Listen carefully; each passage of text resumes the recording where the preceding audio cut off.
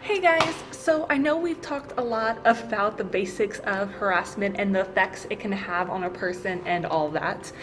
And a lot of it probably seems pretty intuitive by now, but you'd be surprised at the extent to which most people's actions tend to contradict this intuition.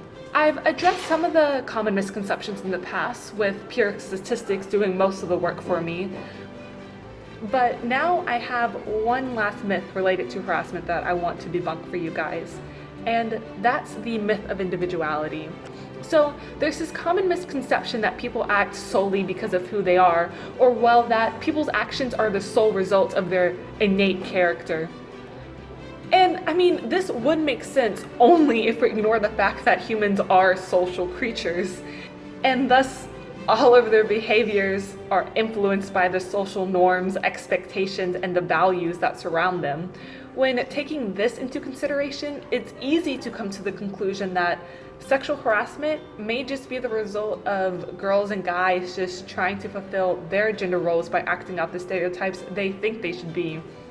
It's come too easy for a type of normalization around harassment to occur. A lot of the times guys aren't and girls aren't recognizing that when they're harassing an individual that actually is harassment, they're not justifying it to themselves in any way, or whether they are justifying it too much, they're not attributing any of their negative behaviors to harassment, and this leads to their victims being unable to identify it as harassment either.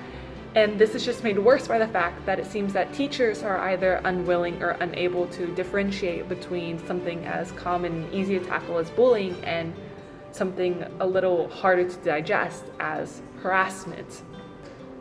This is a really toxic phenomenon to occur so early in adolescence developmental stage. This process of normalization is the main thing I am trying to address with this course. I want you guys to realize that it isn't the classic bad apples that are to blame for the ridiculously high prevalence of pure sexual and emotional harassment in schools. I do believe that by simply informing students and teachers alike about the types and prevalence of harassment is a great first start, but for obvious reasons it can't end there.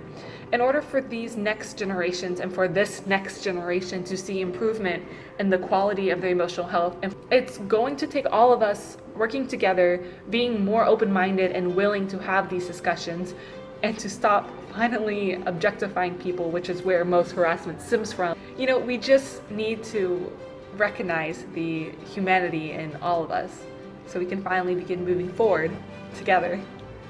Thank you.